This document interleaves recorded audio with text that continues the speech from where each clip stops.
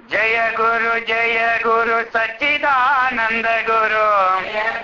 జయ గురు సచ్చిదానంద గురు.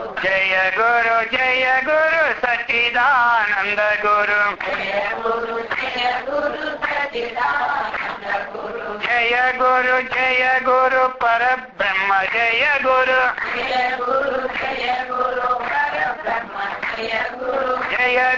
జయ గురు పరబ్రహ్మ జయ గురు. జయ గురు సచ్చిదానంద గురు.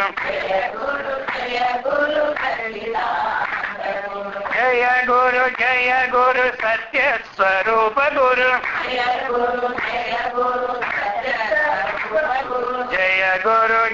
గురు శిస్వరూప జయ గురు. జయ గురు ఆనంద రూప జయ గురు. జయ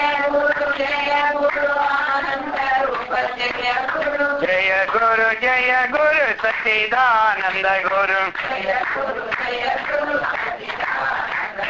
జయ గురు సచ్చిదానంద గురు. గోపాలకృష్ణ భగవానికి, సద్గురు మహారాజుకి, హర నమ పార్వతీపతి, హర హర మహాదేవ్. పవిత్రాత్మ స్వరూపులకు ప్రియాత్మ బంధువులారా, ఇక ప్రయత్నం వల్ల సాధింపరానిది ఏది కూడా లేదు. ప్రయత్నం వల్ల సాధింపవచ్చును అన్నటువంటి విషయాన్ని మనకి అందిస్తున్నారన్నమాట ఇది. కాబట్టి ఈ ప్రయత్నపరుడైనటువంటి అతని పేరు కూడా భగీరథుడు అంటారు. అదేంటి కదా, ఆ భగీరథుడు ఆ ఉపాఖ్యానం వేదాంత రూపంలో మనకి వశిష్ఠుల వారు శ్రీరామచంద్రునితో చెబుతున్నారు. ఓ శ్రీరామచంద్ర, నీవు స్థిరబుద్ధి కలిగి ఏమి మూఢత్వం లేని వాడవై ఉండుము అని చెప్తున్నారు. ఇక్కడ మూఢత్వం అంటే ఏమిటి? అజ్ఞానము. స్థిరబుద్ధి కలిగి అజ్ఞానం లేకుండా వాడవై ఉండమని చెబుతున్నారు. మరి అట్లుండినచ్చు నీకేమిటి తెలుస్తా కలుగుతుంది? ఈ యథాప్రాప్తములకు కార్యములు చేయు భగీరథ రాజులకు వలె దుస్సాధ్యమైన వస్తువు కూడా నీకు సిద్ధింపగలదు అని చెప్తున్నారు. అది అన్నమాట. కాబట్టి ఆ భగీరథుని ఏ విధంగా అయితే ఆ స్థానాన్ని అతిక్రమించి, అదే స్థానాన్ని, ఈ అజ్ఞానమైన స్థానాన్ని అతిక్రమించి ఆత్మోన్నతిని పొందినాడో అటువంటి విషయాన్ని మరి భగీరథుడు అంటే ఎవరు? ఇతడు కూడా కోసల వంశ తిలకుడకు భగీరథులను రాజు. కోసల వంశానికి గొప్పవాడనమాట అటువంటి రాజు. అతడు ఎవడు? పరమ ధార్మికుడు. అతనికి విశేషణాలు చెబుతున్నమాట. సముద్రయుక్తముకు ఈ పృథివీ అంతరికి అతడు రాజు. మొత్తం అంతా రాజు అన్నమాట. అతడు ఒక్కసారి ఏకాంతంలో కూర్చొని చింతిస్తున్నాడు. ఏమిటని? ఈ జగత్ యాత్ర అయినటువంటిది ఎంత అసమంజసమైనది, ఎంత ఉద్యోగంతో కూడి ఉన్నది అని అనుకుంటాడు. ఈ జగత్తు ఇది ఎంత అసమంజసంగా ఉన్నది, మళ్ళీ ఎంత వేగంతో కూడి ఉన్నది అని అనుకొని భగీరథ ఉవాచ పునర్దినం పునఃశ్యామ దానశతం పునః తదేవ భుక్తి విరసం లక్ష్యతే కర్మ కుర్వతాం. పునర్దినం పునః శ్యామ. రోజు జరుగుతుంది ఇదే. సూర్యుడేమో ఉదయిస్తుంటాడు, మళ్ళీ అస్తమిస్తూ ఉంటుంటాడు. సూర్యుడేమే ఉదయించడం అస్తమించడం జరుగుతూనే ఉంటుంది. ఆ ప్రకారముగా మరల రాత్రి మరల పగలు ఇలాగా అనేక మార్లు సంభవిస్తూనే ఉంది. కోట్ల జనాలు ఇప్పటికీ గడుస్తూనే ఉన్నాయి. కాబట్టి కానీ ఇదంతా ఏమిటి? మనకి కార్యమే గాని ఇంకేమీ కాదు. కానీ అపూర్వమైనటువంటిది, పరమ పురుషార్థ రూపమైనటువంటిది ఇదేదీను కాదు. వినడం తెల్లవారిపోతుంది, మళ్ళీ పని చేసుకుంటున్నాం, మళ్ళీ తింటూ ఉన్నాం, ఇలాగ అయిపోతుంది. కానీ ఇది ఏదైతే ధర్మము, అర్థము, కామము, మోక్షమని 4 ఉన్నాయి చతుర్వేద పురుషార్థాలలో, ఆ చివరిదైతే పరమ పురుషార్థం ఇదేది కాదు. పరమ పురుషార్థ సాధనం కూడా ఇది కాదు. అది చింతించి ఆయన ఈ విధంగా మొట్టమొదట అనుకుంటున్నారు. ఇక ఏన ప్రాప్తేన లోకే అస్మిన్ ప్రాప్యమవశిష్యతే తత్కృతం సుకృతం మన్యే శేషం కర్వనిశూచికా. ఏన లోకే ప్రాప్తేన, ఈ ప్రపంచంలో మనం దేన్నైతే పొందుచున్నామో, ఇంకా పొందదగినది ఏదైతే మిగిలి ఉండకుండా ఉన్నదో దానికి సంబంధమైన కర్మయే ఉత్తమ కర్మ అవుతుంది. అది చెప్తున్నారు. తత్కృతం సుకృతం అన్నారు. దానికి సంబంధించిన కర్మ చేయడమే ఏమిటది? ఉత్కృష్టం. సుకృతం. సుకృతం అనేది మంచిదన్నమాట. సు అంటే ఏమిటి? మంచిదన్నమాట. కాబట్టి సుకృతం అన్నారు. సత్కర్మే సుకృతం. దానికి సంబంధించిన కర్మమే ఉత్తమ కర్మ. కానీ ఈ తక్కిన కర్మ అంతా కూడా ఏమిటి? దుఃఖ ఫలదాయకమే, ఇంకోటి కాదు అని అనుకుంటాను అని ఈ ప్రకారముగా పునః పరిషితం కర్మ కుర్వన్నలజ్యతే మూఢబుద్ధి అబుద్ధిస్తూ కుర్వాత్ కిల బాలవతు. పునః పర్యుషితం. అది కర్మ కుర్వన్ను నలజ్యతే అన్నారు. ఎట్లా అంటే మనం ఈ రోజు ఒక విషయాన్ని సేవిస్తూ ఉన్నా, దాంట్లో చెప్తుంటుందా?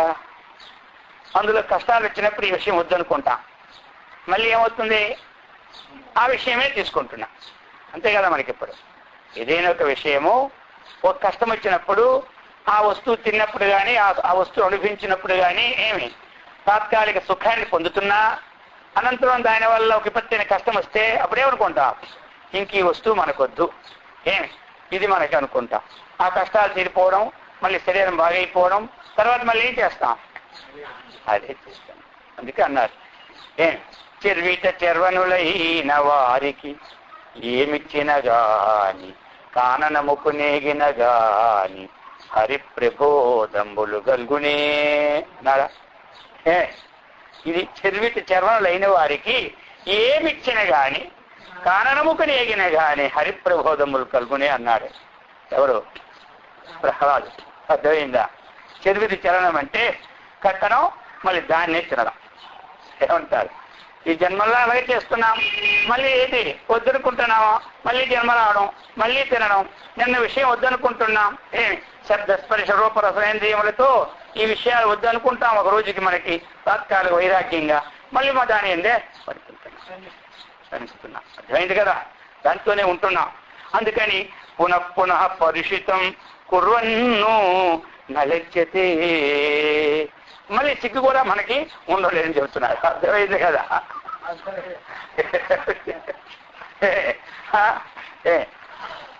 కక్కిన కూడు తినేది ఏమిటి? ఒక్కలే తింటాయి. ఇంక తింటాయా? మరి మనం ఈ విషయం వదిలిపెట్టేస్తాం అనుకోని మళ్ళీ ఆ విషయాన్ని మనం స్వీకరిస్తే మనం దేంతో సమానం అయిపోయినామో? ఆ కుక్కలతోనే సమానం అయిపోయినాం. మనం దేంతో సమానం అయిపోయినా? ఆ కుక్కలతోనే మనం సమానం అయిపోయాం. అర్థమైందా? మూఢబుద్ధి అబుద్ధిస్తూ కక్కుర్యాత్ కిల బాలవతు. అయితే ఎలాగ మరి? బాలుడికి చేసిన పని చేస్తూ ఉంటాడు, కానీ బాలుడికి సిగ్గు తెలియదు. ఆయనకి మూఢబుద్ధి, ఆయన అజ్ఞానం చేత. మరి తెలిసిన వాళ్ళు మనం వాళ్ళగే చేస్తూ ఉన్నాం అన్నమాట. ఇంక మరి కహ ద్వయోర్ మధ్య అంతరం. ఆ బాలుడికి 60-70 ఏళ్ళు వచ్చిన మనకి భేదం ఎక్కడ ఉన్నదని చెబుతున్నాడు. అర్థమైంది కదా? ఇన్నాళ్ళు మనకి భేదం ఎక్కడుంది? ఏమీ తెలియదు కాబట్టి అతనే బాలుడు చేసిందే చేస్తుంటాడు. ఆయన మలం విడిచిపెడతాడు, ఆ మలాన్ని తీసుకుంటూ రాసుకుంటూ ఉంటుంటాడు. చిన్నప్పుడు తెలియకపోతే 5 కోట్లు కూడా పెట్టేసుకుంటూ ఉంటాడు. వద్దొద్దని మనం చీచి అంటేనే వదులుతాడు. అర్థమైంది కదా? ఆ ప్రకారంగా ఇప్పుడు మనం ఏం చేస్తూ ఉన్నాం? మరి ఇది అందుకు చెప్తున్నారు. ఇదే అవుతుంది కదా. ఇంకా ఈ ప్రకారంగా చింతన చేశారు. ఎవరు? భగీరథుడు. భగీరథుడు ఈ ప్రకారంగా చింతన చేశాడు. చేసి ఇక దుఃఖ చిత్తుడైపోయినాడు. అన్నప్పుడు ఇన్నాళ్ళు అయిపోయింది, 60 ఏళ్ళు అయిపోయింది, 80 ఏళ్ళు, 70 ఏళ్ళు అయిపోయింది, 90 ఏళ్ళు అయిపోయింది అని ఒక్కొక్క సౌరికి చింత వస్తుంది కదా ఎవరికైనా. ఇంతవరకు ఏం చేశామా లోకంలో? చెరువిది చెరవనమే కానీ కొత్తది ఏది లేదు కదా. ఇక మనము ఇక సాధారణంగా ఈ విషయంతోనే ఈ వాసంతోనే మళ్ళీ జన్మకు పోతున్నాము, మళ్ళీ జన్మ వస్తుంది, మళ్ళీ ఆ జన్మల్లో ఇలాగే గడిచిపోతుంది. ఇన్ని కోట్ల జన్మలు అయిపోయినాయో, మనం ఎంతమంది గర్భాసులు జన్మించినామో ఏమిటిది అన్నటువంటిది అదంతా ఒకసారి తెలుసుకుంటే ఎలా ఉంటుంది? దుఃఖం వస్తుంది. ఇంట్లో లేదని ఒక దుఃఖం, ఈ దుఃఖం సామాన్యం, అర్థమైందా? అందరూ అన్ని మేరలు కట్టుకున్న ఒక మేరలు ఇదిగో దుఃఖం, అర్థమైంది కదా? ఈ ప్రకారంగా అందరూ డబ్బు గడించుకున్నారు, డబ్బు లేదు కదా ఒక దుఃఖం. ఈ దుఃఖాలన్నీ కూడా ఈ మూడిటికి చెందినవే. ఏది? ధర్మము, అర్థము, కామం.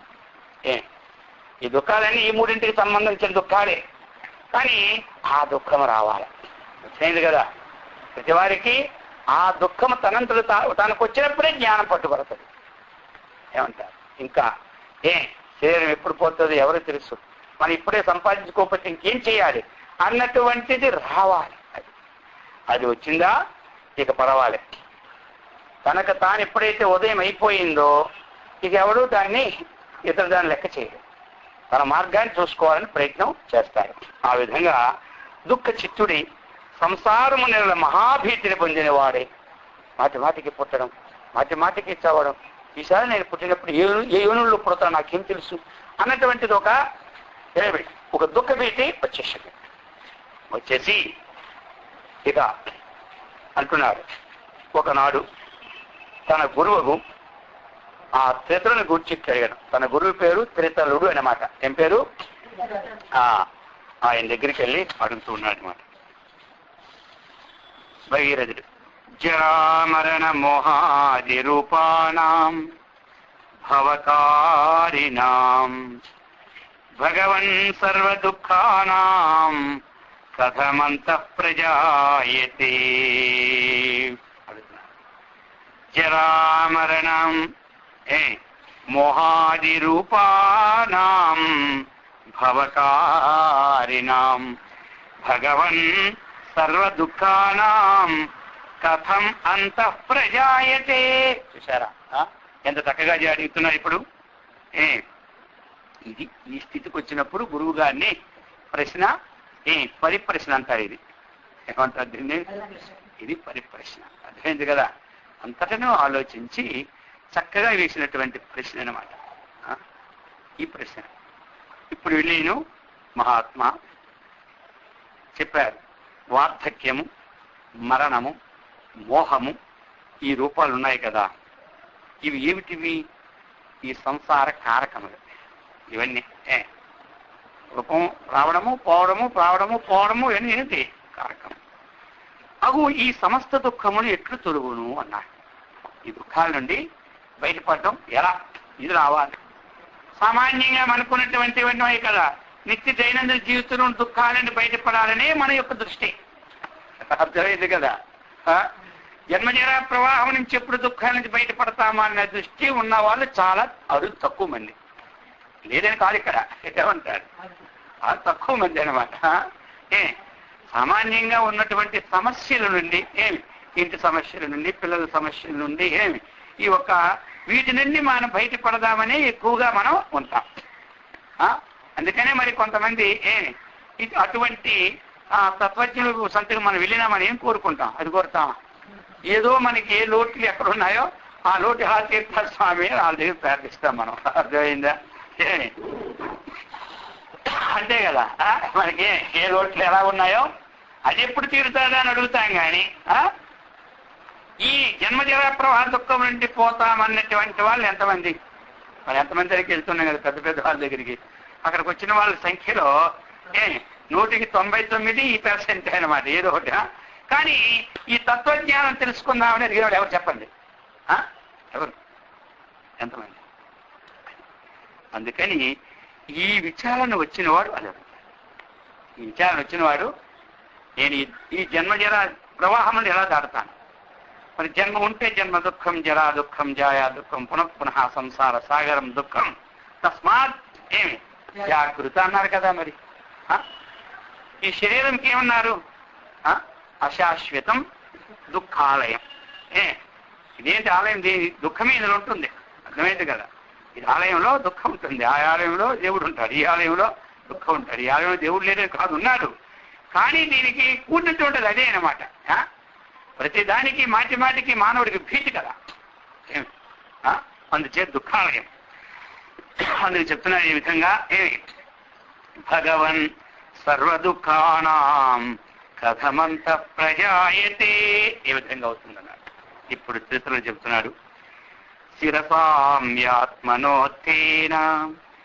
నిర్విభాగ విలాసిన రాజన్ జ్ఞేయావబోధేన పూర్ణేన భరితాత్మనా క్షీయంతే సర్వదుఃఖాని తృట్యంతి గ్రంథయోభితః సంశయాత్ సమతాం యాంతి సర్వకర్మాణి చానఘా.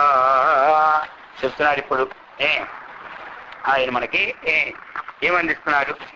శిరసామ్యాత్మనుత్తేన, చిరకాల అభ్యాస బలము చేత శ్రవణము, మననము, నిధిధ్యాసనము, సాధన, చతుష్టయ సంపత్తి అర్థమైంది కదా రాజన్. ఇవేం చేస్తాయంటే జ్ఞేయావబోధేనా, జ్ఞాతం యోగ్యం, జ్ఞేయం తెలుసుకున్నట్టుకు యోగ్యమైన దాన్ని ఏమంటారు? జ్ఞేయం అంటారు. ఆ జ్ఞేయాన్ని అవబోధేన చక్కగా తెలుసుకున్నట్టు ద్వారా పూర్ణేనా సంపూర్ణమే వ్యాపకమైనటువంటిది, భరితాత్మన తద్వారా సర్వ దుఃఖాన్ని క్షీయంతే. ఎలాగయ్యా నాకు దుఃఖాలు పోతాయి అడిగాడు ఆయన. ఏం చెబుతున్నాడు? తృట్యంతి గ్రంథయ, ఇలా త్రుటి ఎలాగైతే అంత గ్రంథులు తీరిపోతాయో దీని. అందుకని మనకి ఏముండాలి అంటే ఆ జ్ఞానం కావాలి అంటే చిరసామ్యాత్మన ఉత్తేన అన్నాడు. అల్పకాలం ద్వారాగా మనం దాన్ని సాధించలేం. సత్ దీర్ఘకాల నైరంతర్య సత్కార ఆసేవితో దృఢభూమి అన్నాడు. మన సాధన దృఢం కావాలంటే పక్కనే చెప్పాడు. దీర్ఘకాలం ఒక విశేషమైన మాట. సత్తు దీర్ఘకాలం. దీర్ఘకాలం అంటే శరీర పతన పర్యంతం అక్కడికి అయిపోయి దీర్ఘకాలం. సద్దీర్ఘ నైరంతర్యేన నిరంతరం అర్థమైంది కదా. మనం ఏ పని చేస్తున్నా పశ్చన్ శృణ్వన్ స్పృశన్ జిఘ్రన్ నశ్యన్ గచ్చన్ ఉంది కదా, ఆ విధంగా నైరంతర్య. సత్ దీర్ఘకాల నైరంతర్య సత్కారం. సత్కారం అంటే ఆధారపూర్వకం ప్రేమ. 4 రోజులు చేస్తే ఇష్పు రాకుండా ఎన్నాళ్ళు పని చేస్తామని ఇంకా ఎన్నాళ్ళు చేసినా ఇంతే కదా, ఏమొస్తుందో ఏమి లేదు. ఏంటంటే బాహ్య పలాశే మనకి ఎక్కువ కానీ అంతర పలాశకు రావాలి. ఏమంటారు? బాహ్య ఫలం అనేది మన పూర్వార్జితం. మన పూర్వజన్మంలో మనకి పుణ్యం ఉంటే అందరి చేత సంతోషింపబడినటువంటి ఒక విధంగా ఉంటాడు. పూర్వజన్మం పాపం వచ్చినప్పుడు అది దుఃఖ హేతుగా మారుతుంది. ఇంతే చాలా. ఎదుటివాడు మన కష్టాన్ని కలిగించడం ఎప్పుడు గుర్తుపెట్టుకోండి. వాడి వల్ల నేను నష్టం పోయిన మనం అనుకోవక్కర్లే. మన పాప ఫలం అన్నటువంటిది మనకు వచ్చినప్పుడు యోగికి కానీ భోగికి కానీ అనుభవింప చేస్తారు. అది ఎవరికి తప్పదు. మనం పూర్వం చేసిన పాపం ఉంది కదా, అప్పుడు నవ్వుతూ చేస్తాం. ఇప్పుడు ఏం చేస్తాం? ఏడుస్తాం, నొప్పిస్తాం. ఇది గ్రహించుకుంటాం మనము. నిందలేందే పొందిపోదు అన్న తర్వాత పొందిపోదు అన్నట్టుగా ఎవరో మనకి కష్టపెట్టారు, ఎవరో మనకి సుఖపెట్టారు అనుకుంటాం మనం. ఎవరు సుఖపెట్టేది కష్టపెట్టేది పుణ్య పాపములు. ఆ పుణ్యం ఉన్నప్పుడు అటువంటి వ్యక్తి ద్వారాగా మనకు సహాయాన్ని అందిస్తారు. పాపం ఉన్నప్పుడు అటువంటి వ్యక్తి ద్వారాగా మన దుఃఖాన్ని అందిస్తారు. ఇది మాత్రం పరమసత్యమైన మాట. ఇందులో తేడాయే. మరి అప్పుడే కదా ఇప్పుడు మనకి దుఃఖము కలిగినప్పుడు దిగులు చెందకుండా. అంటే ఏమిటి దిగులు చెందకుండా?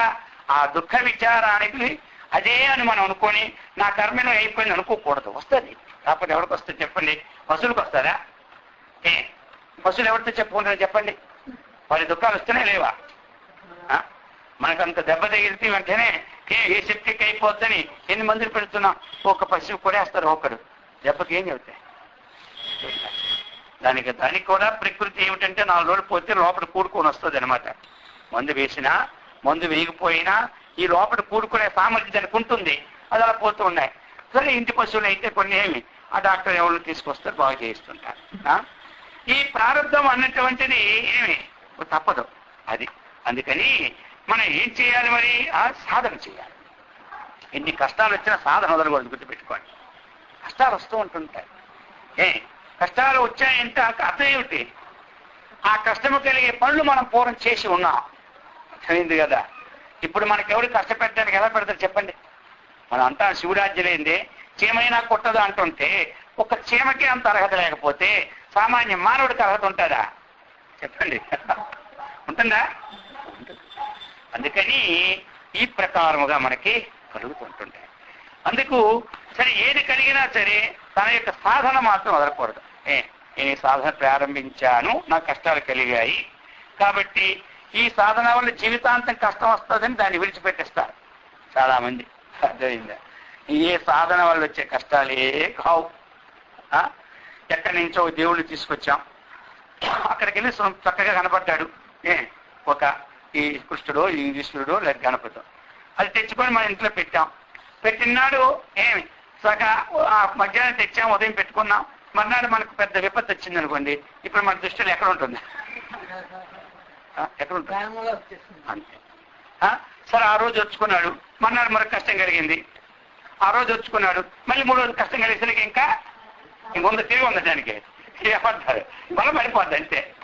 ఇక అడుగుతారు ఏం సంగతి అంటారు, ఏమీ లేదు ఇదేంటి మళ్ళీ చెప్తాం, అది వస్తువు అని పెట్టి అది చూసారు దెబ్బ మీద దెబ్బ వచ్చిందా, అందులో ఏదో దోషం ఉంది అలాంటి మీరు పెట్టుకోకూడదు అంటే అది తీసుకెళ్ళి ఆ పూజారికి ఇచ్చి 100 రూపాయలు దక్షిణ ఇచ్చి 10 రూపాయలు ఇచ్చి ఇచ్చేస్తాం.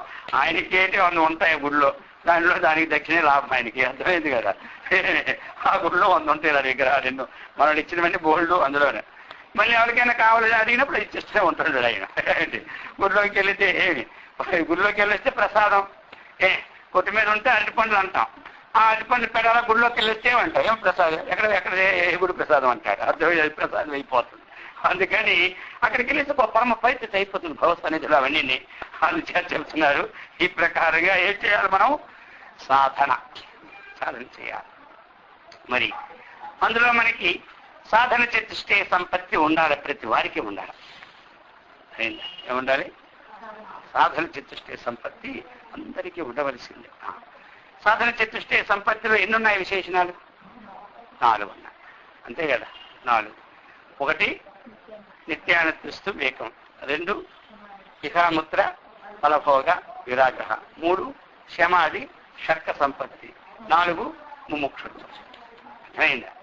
సాధన చతుష్టే సంపత్తులు ఇవన్నీ మనకి 4. ఎవరికి బ్రహ్మజ్ఞానం ఆవశ్యకమో, ఎవరికి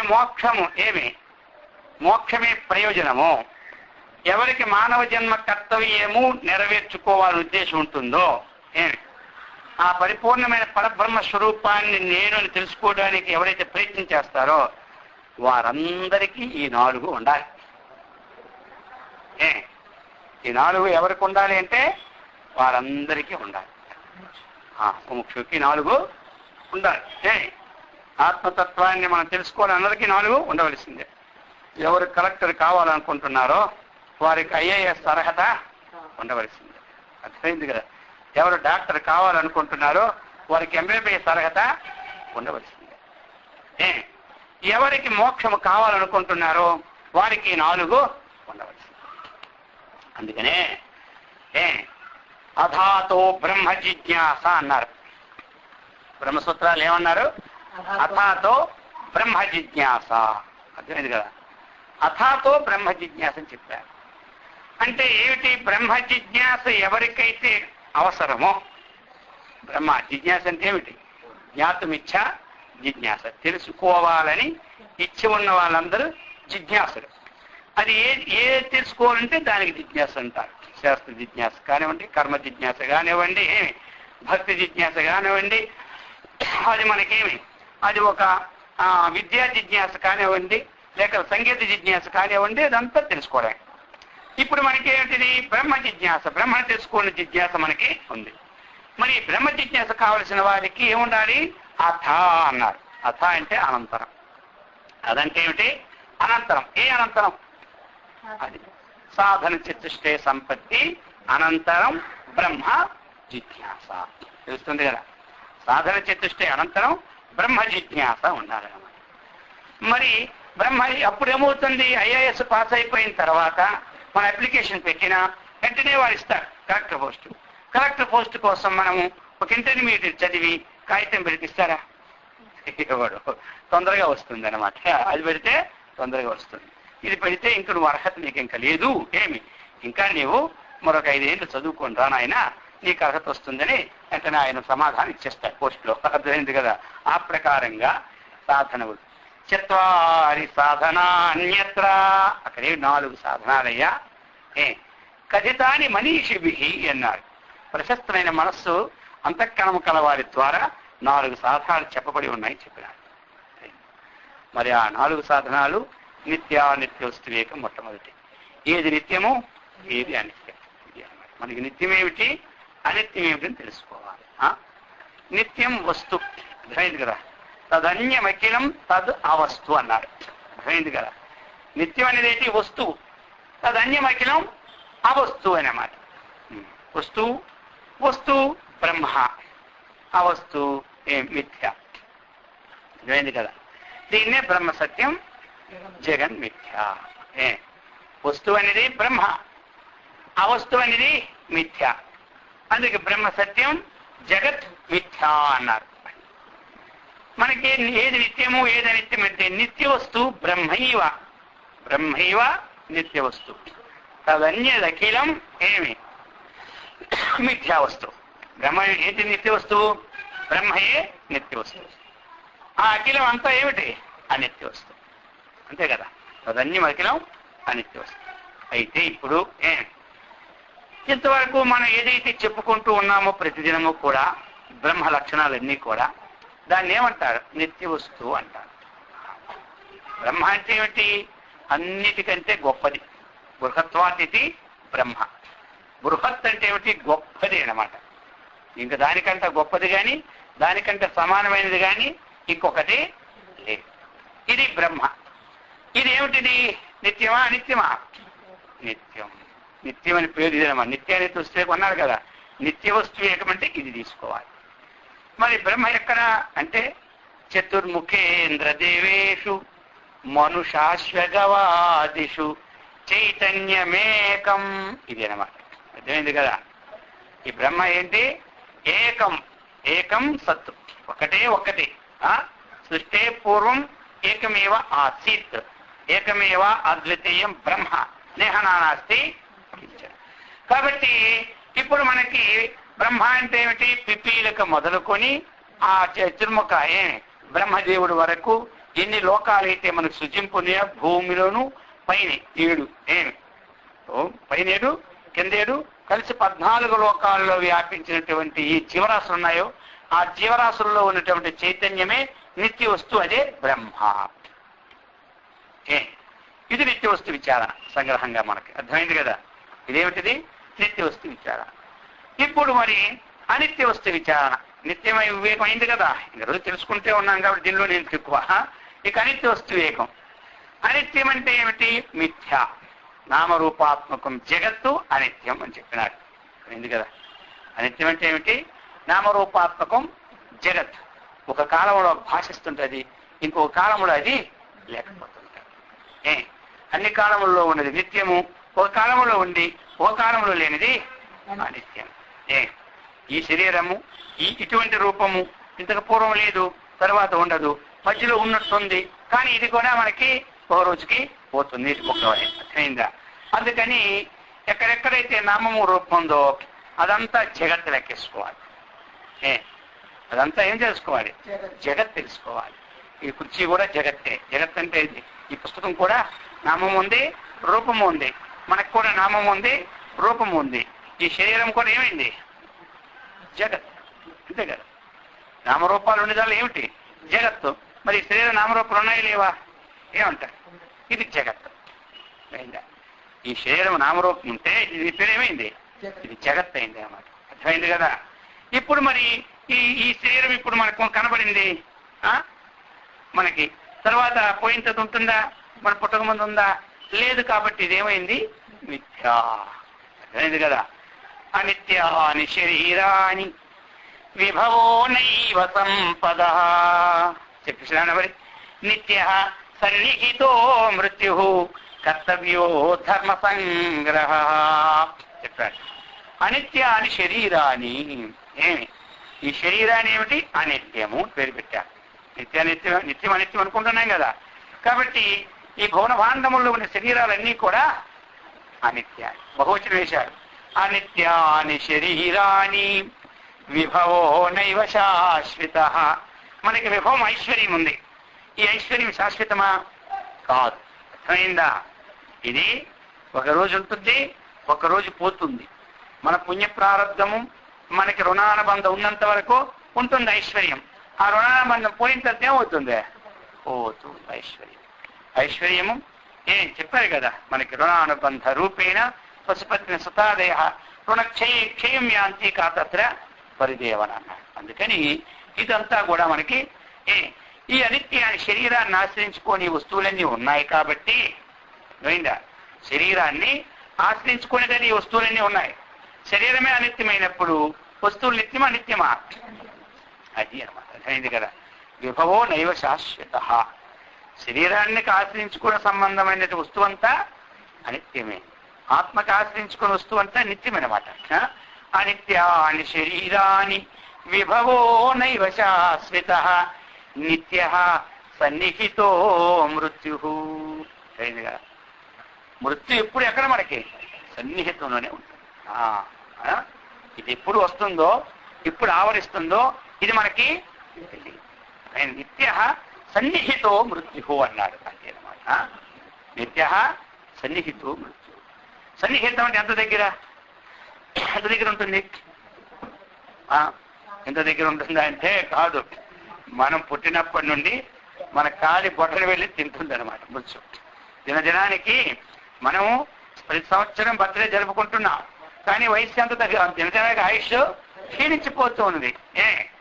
మనము ఆయుష్ క్షీణించిపోతుంది కదా, మనం ఎప్పుడు పొందుతాం కదా అని ఆ సంవత్సరం విచారం రావాలి. ఏమంటారు? ఆ సంవత్సరంలో మనకి విచారం వస్తాయో ఈ సంవత్సరమైనా మనం తీసుకుంటామని అర్థమైంది కదా. అందుకని సరే విచారం ఉండకూడదని మనం వేడుకలు చేసుకుంటున్న ఫోన్లే. కాబట్టి అర్థమైందా? ఉన్నప్పుడు సంతోషంగా బతకాలి కానీ ఏది బతికేందుకని అంటారు కదా. సరే మొత్తం మీద అనిత్యాని శరీరాన్ని విభవో నైవేద్య సన్నిహితో మృత్యు.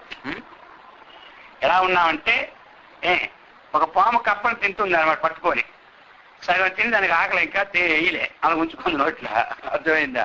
కొంచెం మిగడానికి ప్రయత్నం చేస్తుంది. దాని తోక నుంచి మూతి మాత్రం బయటనే ఉంది, కప్పకి బయటనే. అది ఎగురుతున్న ఈగల్ని కప్ప అంటుంది అది పట్టుకోవాలని. అర్థమైందా? పాము నోట్లో ఉన్న కప్ప పాము ఇంకా తినడానికి సిద్ధంగా ఉంటే ఈ కప్ప ఏమో ఎగురుతున్న ఈగలు తినడానికి సిద్ధంగా ఉందట. ఇది ఇలా ఉంటుందో అలాగే మనము ఈ కాలసర్పం అన్నటువంటి నోట్లో ఉండి ఇప్పుడు మధ్యలో ఉన్న ఆ ఈగల్ని ఎలాగైతే ఆ కప్ప తింటూ ఉందో ఈ ఒక్క విషయాలను తిన్నగా మనం చూస్తున్నాం. ఎప్పుడు అది లోపల మింగేస్తుందో అని భయం మనకి అర్థమైందా? అందుకోసం నిత్య సన్నిహితో కర్తవ్యో ధర్మ సంగ్రహ. మన ఏమిటి శరీరంతో ఏం చేయాలి? ధర్మాన్ని చూసి చేయాలి. అంటే వేదవిహిత కర్మని ఆచరించాలి. మోక్షాన్ని పొందకపోయినా వేదవిహిత కర్మను ఆచరిస్తే మళ్ళీ జన్మకైన మోక్షం మనకే వచ్చేస్తుంది. అందుకని చెప్పాడు ఇది విచారణ చేతి. ఏమిటి నిత్యం? ఇది అనిత్యం. నిత్యానిత్యస్తు వివేకం ఒక వాక్యం అయితే. ఇది రెండవది ఇకామూత్ర ఫలభోగా విరాగ. ఇక అంటే ఈ లోక విషయములు ఎందు, అముత్ర అంటే ఏమిటి? పరలోక విషయములు ఎందు కాకి మలము వలె ఎవరైతే త్యజిస్తాడో అతడికి నిజమైన వైరాగ్యం చెప్పుకొచ్చాడు. కాకవిష్ఠాయ అన్ని మలాల కన్నా కాకి మలం చాలా నీచమైందట. అర్థమైందా? అందుకని కాకవిష్ఠాయం అంటుంటాడు. దాన్ని పోల్చి చెప్పినాడు. అర్థమైందా? అందుకని ఆ విధంగా మనకి ఏముండాలి? వైరాగ్యం. ఈ లోక విషయములందు వైరాగ్యం కలగాలంటే సామాన్యంగా కలగదు. విచారం లేకుండా వైరాగ్యము ఎన్ని జన్మలకి ఇచ్చినా రాదు. విచారణ తీరులే వైరాగ్యం లేకుండా పోతూ ఉంటుంటే ఇంకా విచారణ పరులు ఎంత కష్టపడాలి. కాబట్టి విచారణ ధీరుడంటే ధీరుడు కాలే, ధీరుడైన వారికి ఎవరికి ఏమి వైరాగ్యం లేకుండా ఉండదు. ఇది కాబట్టి ఆ విచారణ అన్నటువంటి స్థిరం రావాలి. స్థిరం ఉన్నటువంటి వాడు ఏం చేస్తాడు? వైరాగ్యం. మనకి ఎప్పుడు వైరాగ్యం కలుగుతుంది? ఈ వస్తువు తిన్నందువల్ల శరీరానికి హాని కలుగుతున్న అంతా వస్తేనే అప్పుడు మన కలుగుతుంది. అంతే కదా. మామూలు సామాన్య నిత్య జీవిత వస్తువులు తింటూ ఉంటానావా లేదా? ఒక వస్తువు తిన్నప్పుడు ఒంటికి పడకపోయినా రుచి వల్ల తింటూ ఉన్నాయా మనం? డాక్టర్ ఏం చెబుతాడు అప్పుడు? ఇక ఈ వస్తువు తిన్నావంటే నువ్వు చాలా కాలం బ్రతకమనేస్తాడు. అప్పుడు నిజంగా ఆ వస్తువు కనబడిన తినం. ఎందుకంటే ఓన్లే మరికొన్ని వస్తువులు ఉన్నాయి కావాలి, అవి తిన్నాలు జీవించవచ్చు, కానీ ఈ వస్తువు తిని చచ్చిన పని ఎందుకని దాని మీద వైరాగ్యం కలుగుతుంది మనకి. అప్పుడు కాకనే వైరాగ్యం కలగదనమాట. ఎంతమందితో తాగుతారు, తాగి ఎంతో చెబుతారు, లాస్ట్కి ఈసారి తాగడం మొదలెడితే నేను ఇంక బ్రతకం అనిస్తే అప్పుడు అనుకుంటాడు ఇంకెందుకులే గొడవ. అప్పటికి కొంతమంది ఇంకా ముందు వాళ్ళు ఎప్పుడైనా చావలసిందే కదా డాక్టర్ గారు, చావనీలే ఆ విధంగా నీ బాధలు వదిలిపోతాయి అంటారా? అర్థమైందా? ఇక తెగించిన వాడికి తెచ్చేలేంగం అంటారా? ఇక జరిగేదే లేదు. కాబట్టి ఈ ప్రకారంగా అందుకు చెప్తున్నారు మనకి. కాబట్టి మనం ఏం చేయాలి? వైరాగ్యం పుష్కలం నస్యాత్ నిష్ఫలం బ్రహ్మదర్శనం తస్మాద్రీక్షేత బుధో యత్రేణ సర్వదా అని చెప్పాడు. సర్వదా అంటే అన్ని వేళలా కూడా, బుధ వివేకవంతుడు ఈ వైరాగ్యం కోసం ప్రయత్నం చేయాలన్నాడు. ఏమన్నాడు? ఎందుకయ్యా ప్రయత్నం చేయాలంటే వైరాగ్యం పుష్కలం నస్యాత్, ఎవరికైతే వైరాగ్యము సంపూర్ణంగా లేదు, నిష్ఫలం బ్రహ్మదర్శనం. బ్రహ్మదర్శనం అనేది ఏమిటి? నిష్ఫలం అన్నాడు. అర్థమైంది కదా. అందుచేత వైరాగ్యాన్ని మనం శీలించుకోవాలి. ఎందుకంటే నిజమైన వైరాగ్యం ఏమిటంటే ఆ పరమాత్మతో తాదాత్మ్యాన్ని పొందడమే నిజమైన వైరాగ్యం. మనది రావాలంటే ఇవన్నీ వాక్యం ఉండాలి కదా. పరమాత్మతో ఏకీభావం ఉండిపోయినప్పుడు ఇంకేమీ మనకి దానికోసం ప్రయత్నం చేస్తామన్నటువంటి ధీరత్వంతో ఉన్నామనుకో 24 గంటలు, అప్పుడు మనకేమవుతుంది? ఇవన్నీ అనేది మనసు దాంతో తమ్మే చెందిపోతుంది. ఇంకా పక్కన ఏదున్నా ఇప్పుడు పంచపక్ష పరమాండాలతో కూడినటువంటి మంచి బ్రహ్మాండమైనటువంటి దాంతో పాయసం తయారు చేశారు. ఈ పక్కన ఉన్న స్వీట్ల మీద మనసు పోద్దా? పోదు. ఏమంటారు? ఆ ప్రకారముగా ఆ పరమాత్మతో తాదాత్మ్యం చెందడానికి మనం చేసే ప్రయత్నం ఎప్పుడైతే మొదలైందో అప్పుడు ఆటోమేటిక్గా వీడికి వైరాగ్యం అడిగినట్లే. సరే, మరి ఆ పరమాత్మ తత్వాన్ని తెలుసుకోవడానికి మొట్టమొదటి ప్రయత్నం చేసినప్పుడు మనం అన్ని వైరాగ్యాలని శీలించాలి. అర్థమైందా? యతమానము, వ్యతిరేకము, ఏకేంద్రియము, వశీకారం అని 4 విధాలుగా ఉంటుంది మనకు వైరాగ్యం. యతమానము అంటే ఏమిటి? మనకి యత ప్రయత్నే, అయ్యో ఇంతకాలం నుంచి ఇలాగ అయిపోయింది, జీవితం వృధా అయిపోయింది, ఇంక నేను ఏదో ప్రయత్నం చేసుకోవాలి కదా అన్నటువంటి ఒక ప్రయత్న విశేషమే యతమానం. ఈ ప్రయత్నం చేసి 1 సంవత్సరం అయింది, నాలో వైరాగ్యమైన గుణాలు ఎన్ని ఉన్నాయి, వైరాగ్యానికి భిన్నంగా ఎన్ని గుణాలు ఉన్నాయి, 1 సంవత్సరం గడిచిపోయింది కదా అన్నటువంటి విచారణే వ్యతిరేకం. అర్థమైందా? ఇది అయిపోయిన తర్వాత ఇక కొన్ని అలాగ వస్తూ ఏమైపోయిందంటే ఆ వైరాగ్యం అన్నటువంటిది కాస్త దృఢపడుతూ ఉన్నదనమాట. కానీ ఏకేంద్రియం, ఒకే ఒక వస్తువుతో అంత మాత్రం ఉన్నది అలా ఒక మాత్రం కాతో ఉండిపోయింది అలాగా. అయితే ఇది కూడా ఎప్పుడైనా ప్రమాదమే అనమాట. ఇదేం చేస్తుంది అంటే మళ్ళీ ఎప్పుడైనా పచ్చి గింజ ఏమవుతుందంటే ఆయా వచ్చినప్పుడు మనకి ఎలా చెందుతుందో ఇది కొంతకాలానికైనా అది తప్పదు. ఇప్పుడు కొంతకాలానికైనా తప్పదనమాట. అది సరే. దానికి ఏం చెబుతారు అంటే ముందు మనం శీలించాలి బాగా. విచారించి శీలిస్తే అది మరి రాదు. ఏకేంద్రియం అంటే ఏమిటి? అలాగ లోపట ఏమి ఉన్నదాన్ని మాత్రం ఉండిపోద్ది అనమాట. అది అనమాట. అది సూక్ష్మైపోయి ఉండిపోద్ది, స్థూలముగా ఉండదు. మళ్ళీ సూక్ష్మం ఎప్పుడు తలెత్తుతుందో ఏది అంటారు కదా, అర్జునుడు యుద్ధం చేసి సైంధవుడు తలెత్తాడు సాయంకాలం. అర్థమైందా? సైంధవుడు సాయంకాలం తలెత్తాడు. ఎప్పుడెత్తాడో తెలియదు అనమాట. ఇది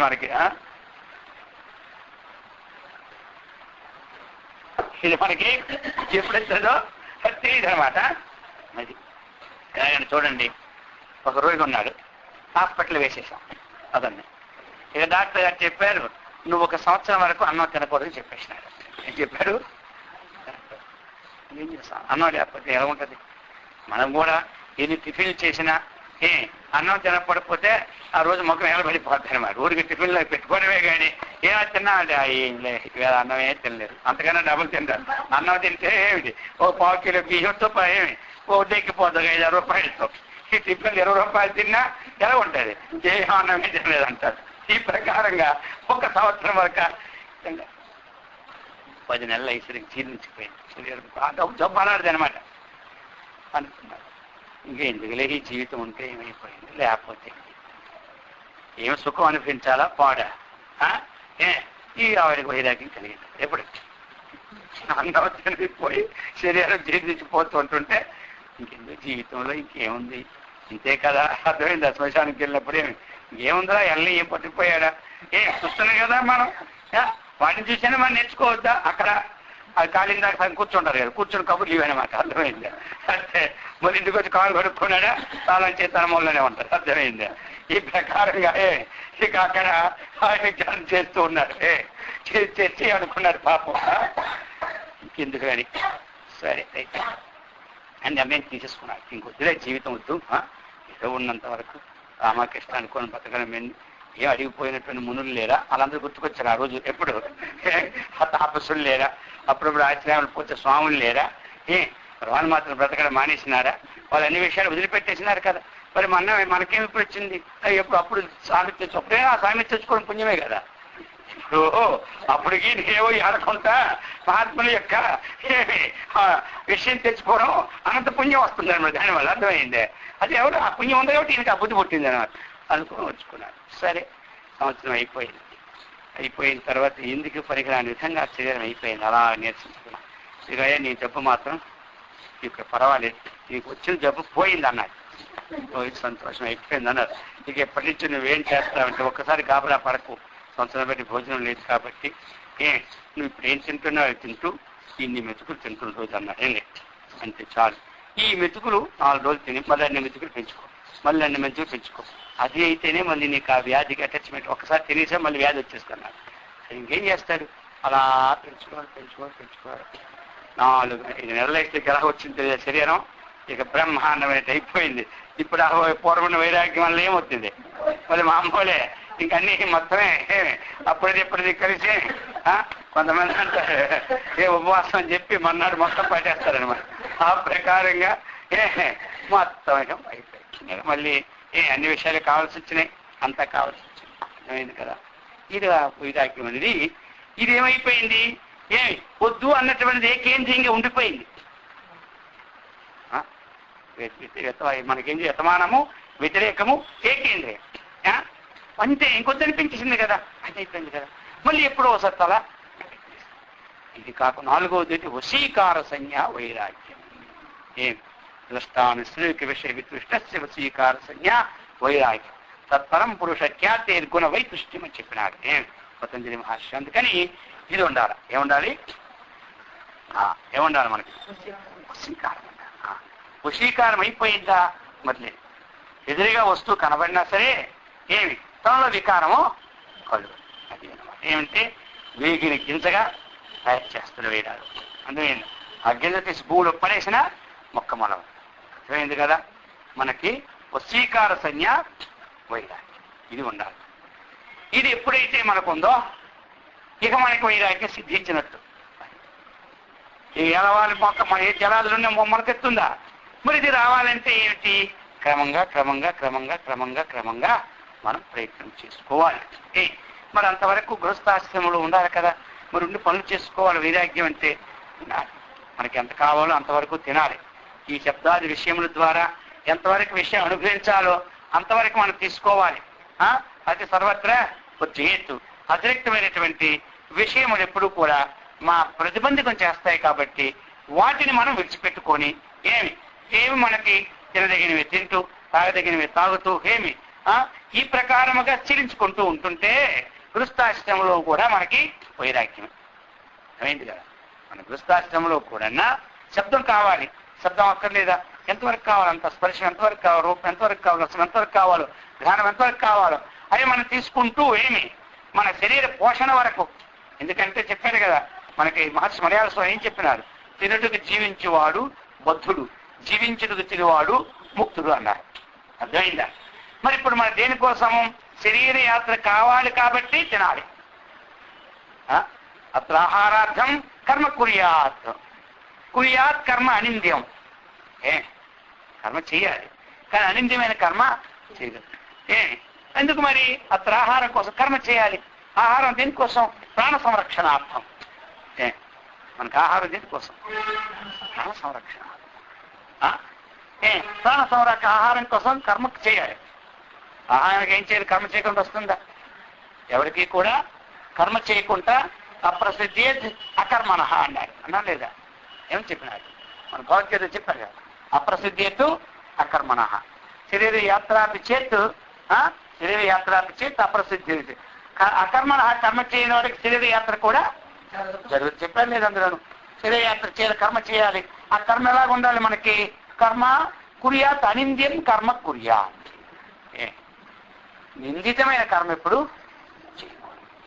ఈ కర్మ దేనికోసం? ఆహారార్థం. ఆహారం దేనికోసం? ప్రాణ సంరక్షణార్థం.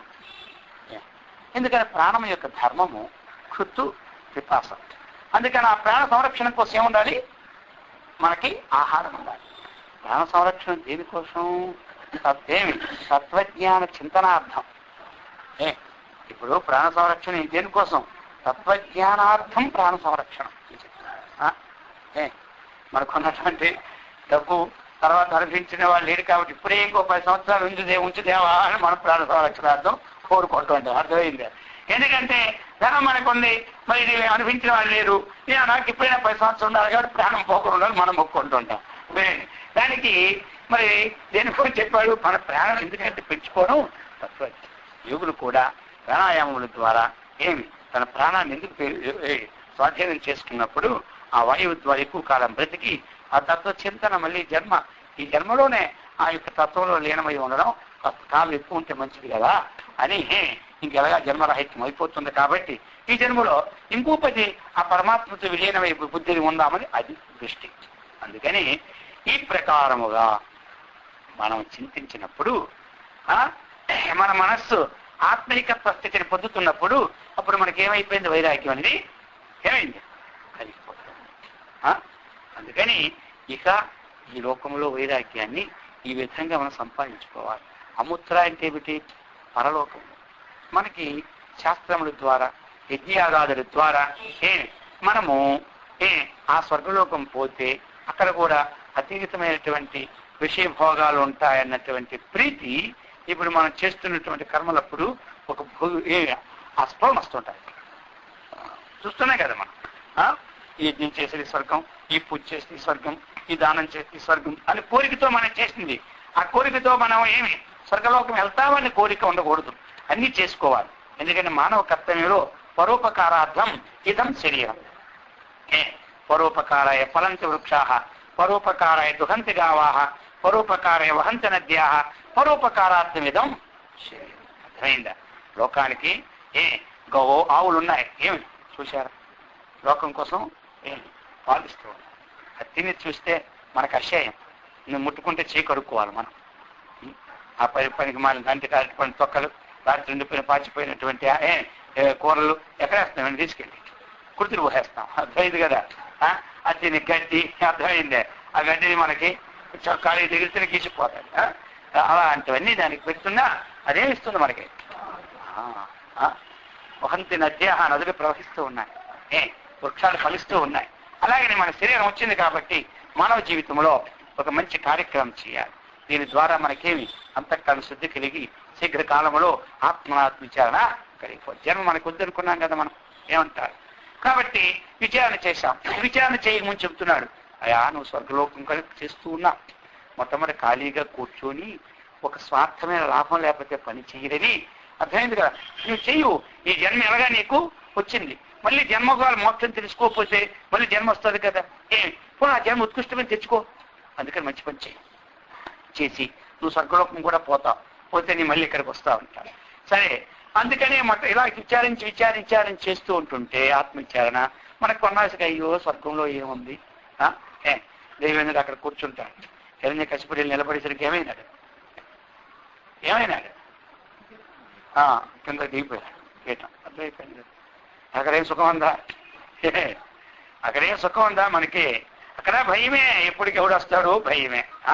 అయితే అక్కడ కాలు నొప్పులు ముడుకుల నొప్పులు ఇవన్నీ ఉండవు ఎక్కడ. అక్కడేం ముసలితనము, ఏ పండ్లు ఊడిపోవడమని, ఈ నష్టాలు ఏమి ఉండవన్నమాట. పూటపోటి వంట చేసుకోవడమని ఈ కర్మ ఉండదన్నమాట. అక్కడ ఏదో అమృతం ఉంటుంది, అది కొరకేసుకుంటే చాలు మళ్ళీ. అర్థమైంది. అంతేగాని అది ఒక్కటే సుఖం కానీ తెక్కే సుఖాలు అక్కడ ఏమీ లేదు. కొత్తగా ఆత్మజ్ఞానం సంపాదించిన యోగ్యతే లేదు అక్కడ. కొత్తగా ఆత్మజ్ఞానం యోగ్యతే లేదు, కొత్తగా ముక్తిని పొందే యోగ్యతే లేదు. అది కూడా దేవతలు కూడా నమస్కరిస్తారు. మనం మానవలోకం ఎప్పుడు పుడతామో అని. అర్థమైంది కదా. మనమేమో దేవలో ఎప్పుడు పోతామో అనుకుంటాడు. ఇది కర్మ. అర్థమైందే. మనం ఎలాగేడుస్తుంటాం వాళ్ళు అడగేడుస్తూ ఉంటాం. తెలిస్తే కదా. ఇది ఎలా మరి ఇప్పుడు అనుకుంటే ఇక్కడుండి ఆయన ప్రధానమంత్రి అయిపోయినాడు, నేను ప్రధానమంత్రి అయిపోతే మంచిదేమో అనుకుంటాడు. ఇప్పుడు హాయిగా ఇదో అక్కడ చెట్టు కిందనే పడుకోగలం మనం. అర్థమైందా? ఈ స్వాతంత్రం కూడా పోతారు ప్రధానమంత్రి అయినాక. ఏమంటారు? ఈ బ్రిడ్జ్లోకి వస్తే మనకి మనిషి అక్కర్లే, ఆయన కింద కూడా ఉండాలి, ముందు కూడా ఉండాలి. ముందు కారు వెళ్తూ ఉంటుంటుంది, వెనక కారు వస్తూ ఉంటుంటాడు, గన్మెన్ పక్కనే ఉంటుంటారు. చూశారు మరి. సుఖమే, సుఖమల్పం బహుక్లేశం. హఠాత్తుగా బయటకు వచ్చారంటే అయ్యో మర్చిపోయి పొరలా వచ్చా నేను, అయ్యో నువ్వు ఎంత ఇంటికి వెళ్ళిపోతాను, ఎందుకంటే మళ్ళీ శాన్ రాలేదని గుండె దాడి వచ్చేస్తుంది అనమాట. ఇది తెలియదు కదా, లోకం అలా ఉంది. ఇప్పుడు ఏం చేయమంటారా? అందుకని ఈ ప్రకారంగా ఇంత భయపడుతూ ఉన్నారా ఎన్నాళ్ళు? క్షీణే పుణ్య 5 సంవత్సరాలు అయిపోయిందంటే మళ్ళీ పోయిందా? అయిపోయిన సంవత్సరం పెట్టి విచారణ, అక్కడ కూడా విచారమే. ఏమంటారు? ఆ దేవలోకంలో అయితే ముందే సంవత్సరం చెప్పేస్తారు అనమాట. ఎక్కడంటే టైం తెలియదు కానీ అక్కడ టైమే. అర్థమైందా? మానవలోకంలో టైం ముందు తెలియదు, ఎప్పుడు పోతాం. అక్కడ అన్ని దగ్గర టైంలో ఉంటాయన్నమాట. ఎక్కడికి వెళ్ళినా అంతే, ముందే బోర్డు అనమాట. ఈ దినం నుంచి ఈ దినం నీకు అంతే, ఈ రూమ్ అక్కడ ఖాళీ చేయవలసిందే. నువ్వు ఖాళీ లేకపోతే తోసి పారేస్తావు కింద ఒక దెబ్బతో, కింద కూడా దాపుకుని పడిపోతాం మనం. అర్థమైందే? ఇక్కడ తోస్తే మళ్ళీ భయమేమో ఆత్మ వస్తుందని ఉంటారు, అక్కడ ఏమీ లేదు, పడేప్పుడు తోసి పారేదే. అర్థమైందే? ఈ ప్రకారంగా ఉంటుంది అక్కడ. అందుకని ఆ కష్టాలు ఎక్కడ ఉంటాయి, అక్కడ ఉంటాయి. అర్థమైందే? ఆ మొత్తం ఏమో మనం తోలాన్ని ఉంటే కొండలు నున్నగా ఉంటాయి. కొండ ఎక్కితే ఈ కొండలు ఆ కొండ మీద ఏదే మల్లికార్జున ఉందంట గుడి, అక్కడ పోతే బాగుంది అనుకోండి. ఎక్కడండి అక్కడికి వెళ్ళి ఆ తప్పులు చేసి స్వామి నీకు నమస్కారం, ఇంకా నేను మళ్ళీ ఈ జన్మకు నీ దగ్గర రాలేదు ఈ కారణప్పులతో అని ఒక మొక్కు మొక్కేస్తారు. అర్థమైందే? ఏదైనా అక్కడ చెప్పారు కింద చుట్టూ వాహనం ఏదైనా ఏర్పాటు ఉంటే ఇప్పుడు కొంతమంది అక్కడ పోతారు కదా, ఎక్కడికి ఇక్కడ అరుణాచలం మరి అక్కడ దీపాలక్షణ చేసి వచ్చేస్తామని ఒకసారి ఏమి మోటార్ సైకిల్ మీద లేకపోతే కారు మీద తిరిగి వచ్చినట్టుగా ఇదే నీకు నమస్కారం వచ్చేస్తాం. అయిందా? అందుకని చెప్తున్నాడు, నువ్వు అది ఏమి అల్పమే, అల్పం. అందుకని ఇహాముత్ర పలకోగా విరాట అంటున్నాడు. ఈ లోక విషయములు ఎందుకు నీకు ఏమి ఎలా ఉన్నాయో పరలోక విషయం ఉందనుకుంటున్నావా? ఈ అర్థమైంది కదా. అక్కడ భయభీతులే, ఎన్నాళ్ళు పోయారు. ఇక్కడ మనకు అంత భయం లేదు ఇప్పుడు. చూడండి, అక్కడ ఉన్నారనుకోండి, ఇక ఎవడు ఎప్పుడు తపస్సు చేస్తున్నా వారికి భయమే. ఎందుకంటే ఈ మంటలన్నీ దేవలోకం పోతాయి అన్నమాట. ఇక్కడ మనం చేసాం తపస్సు భూలోకంలో, ఈ మంట వేడి వెంటనే దేవలోకం పోతుంది. ఆ దేవలోకంలో వాళ్ళు తట్టుకోలేరు, వెంటనే చూస్తారన్నమాట. చూసి ఎవడో తపస్సు చేస్తున్నారు, వీడు తపస్సు భగ్నం చేయాలనే ఒక దృష్టి. ఎందుకంటే లేదు నా పదవి పోతారు. ఎందుకంటే ఇప్పటికప్పుడు అదే పదవులు ఎక్కినోడికి ఎప్పుడు కూడా అదే ఆలోచన. ఈనాడు ఆనాడు ఈ ఆలోచన ఎప్పుడు ఉంటూనే ఉంటుంది అనమాట. అందుకనే మనం పదవి లేకుండా ఉండడమే హాయిగా బ్రతకడం. అర్థమైందా? ఆ పదవిలో పడిపోయామా ఏది గమ్మత్తుగా చిత్తవు దూరా అంటాడు కదా, ఆ మత్తులో పడితే ఇదే అనమాట. అందుకని ఆ ప్రకారంగా కాకుండా మనం ఎప్పుడు చిత్తు కాకుండా బొమ్మగానే ఉండాలి. ఈ ప్రకారంగా చెప్తూ ఉన్నారనమాట. సరే, అందుకని ఇప్పుడు మనం ఏముండాలి? అయింది కదా. ఆ వైరాగ్యం అనేటువంటిది మనం సీటించాలి బాగా. వైరాగ్యం పుష్కలం నశ్చేత్తు నిష్ఫలం బ్రహ్మ దర్శనం అని చెప్తారు. అందుకని ఈ వైరాగ్యం అనేటు ద్రష్ట ఆనుశ్రవిక విషయ వితృష్ణస్య ఏమి వశీకార సంజ్ఞ వైరాగ్యం చెప్పినాడు. ఎవరు? పతంజలి మహర్షి. ద్రష్ట అంటే ఈ విషయములందు, ఆనుశ్రవిక అనుశ్రియతి ఇది ఆనుశ్రవ ఆనుశ్రవ కప్రత్యయం వచ్చి తస్య ఆనుశ్రావిక అంటే ఏమిటిది? అనుశ్రూయితే వేదం అనేది ఏమి మనం చదువుతాం. ఆ చదివిన తర్వాత ఆ వినియోగం చేసి యజ్ఞయాగాదుల్లో దానికి ఫలం ఎక్కడంటే స్వర్గలోకం. మనం చేసేటప్పుడు ఒక అపూర్వం పడుతుంది మన హృదయంలో. హృదయం ఏం పడుతుంది? అపూర్వం సంస్కారం అన్నమాట. అది మనం చేసినటువంటి యజ్ఞం అయిపోయినా, మనం చేసినటువంటి ధర్మకార్యం అయిపోయినా అది పూర్వం ఇక్కడ ఒక అపూర్వము అంటారు. ఎంత పూర్వం లేనిది కొత్తగా వచ్చింది, దాని పేరు ఒక అపూర్వం అని పేరు పెట్టి మనకి సూక్ష్మ శరీరము ఎప్పుడు విడిచిపెట్టామో ఈ అపూర్వము దాంతో తీసుకొని పోతారు. సంస్కారం మనం ఉంటుంది కదా, చూసుకుని ఎక్కడెక్కడ అక్కడ తీసుకెళ్తాది. దాని పని అదే సూక్ష్మ శరీరానికి.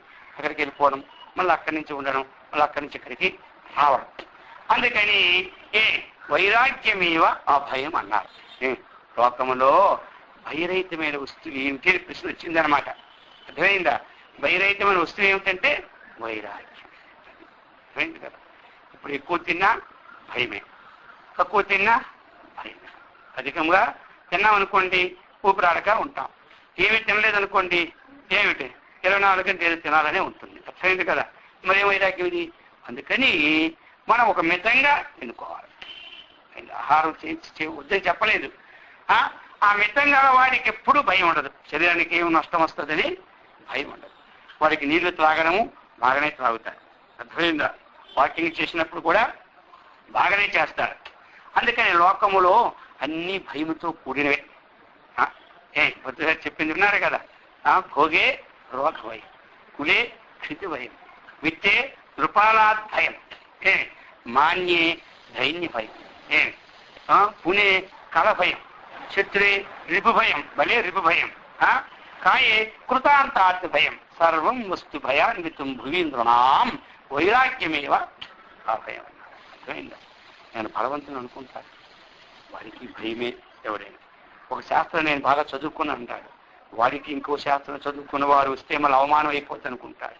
మా వంశంలో ఈనాడు బట్టి కళంకం లేనటువంటి వచ్చింది అనుకుంటాడు. మళ్ళీ మా వంశానికి కూడా ఇప్పుడు కళంకం వచ్చేస్తుంది, వాడికి కూడా భయమే. ధనం ఉన్నదంటే ఏమిటి? ఎప్పుడు పట్టుకుపోతారో భయం అని మన చోరులు.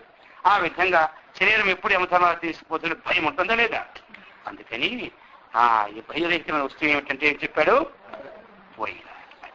అందుచేత అందరూ కూడా ఈ నిత్య వస్తువేకము, ఇహాముత్ర ఫలభోగ వైరాగము, ఇందులో ఉన్నటువంటి విషయాలేవు మనకి సిద్ధించినటువంటి ధీరత్వాన్ని ఆ యొక్క హృదయులు శ్రీకృష్ణ పరమాత్మ మనందరికిచ్చి సదా రక్షించుగాక.